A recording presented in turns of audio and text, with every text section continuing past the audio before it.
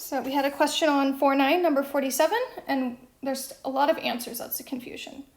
So before I start solving this, I need the identity. We have sine of x1 minus sine of x2 is equal to 2 cosine x1 plus x2 over 2, and then cosine, I'm just looking through my notes, of x1 minus x2 over 2.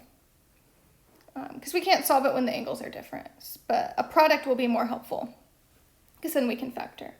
So we're going to get 2 cosine of 6 plus 4t, so 10t, 6t plus 4t. Those are my x1s and my x2s. All over 2. And then we get sine of 6t minus 4t over 2 equals 0. So that leaves me with 2 cosine of 5t, and then sine of t equals 0.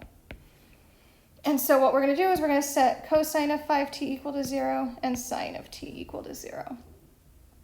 So I'm going to do sine t equal to 0 first because that's the easier one because there's no coefficients. So sine of t equals 0 means t equals 0 or pi. And I don't have to do plus t 2 pi k because it said answers, what did it say in the, I have to look back, yeah. It just said within 0 to 2 pi. So those are my only answers within that interval. 5t is where it gets tricky.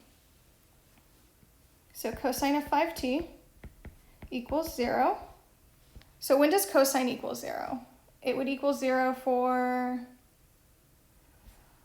what is that? Pi over 2, 3 pi over 2, and so on. So in this case, I think I will do the plus 2k pi, and you'll see why.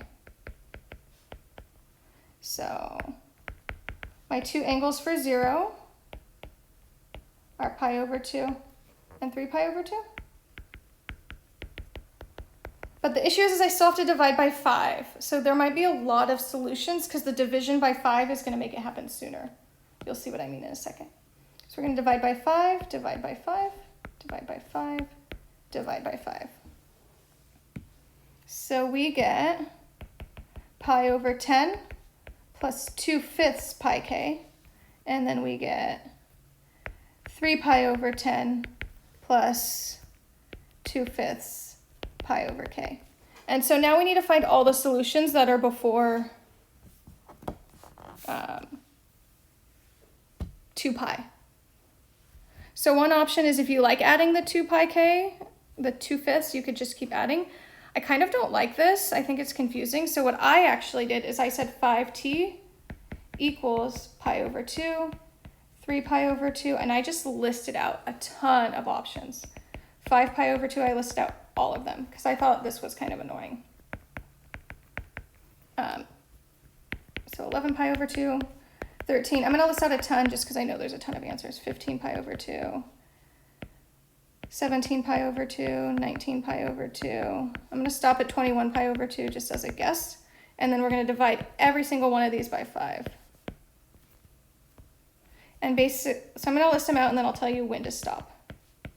So they all become over 10 when I divide by 5.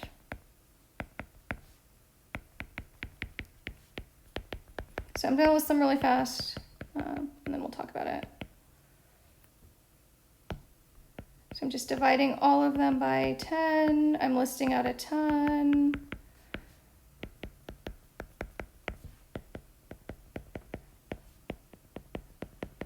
And maybe we keep going, maybe not. So how do I know when to stop? Once I pass 2 pi. And how do I know when I'm past 2 pi is when my fraction is bigger than 2. So 19 out of 10 is not, right, 20 out of 10 would be bigger than 2. So 21 pi over 10 is bigger than 2 pi.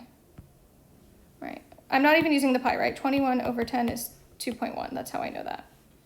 But right, 2 pi, it's like 6.28, right? 21 pi over 10 is bigger than 2 pi. But I'm just using the fraction without the pi to figure that out. So those are all my solutions. Another option you could have done, which I think is more confusing, is you could do pi over 10 plus 2 pi fifths, right? Pi over 10 plus 2 times 2 pi over fifths, right? And I think that's more confusing. So I find it easier just to list out a ton of options. But yeah, and then you can just simplify these. This one simplifies, this one simplifies, and then I think that's it. So I know this one's rough. I think this is the worst one in this section. But just list out a ton of options, and then you stop once you pass 2 pi. And then the bigger this coefficient is, basically the more solutions you'll have, because you're dividing by a bigger number.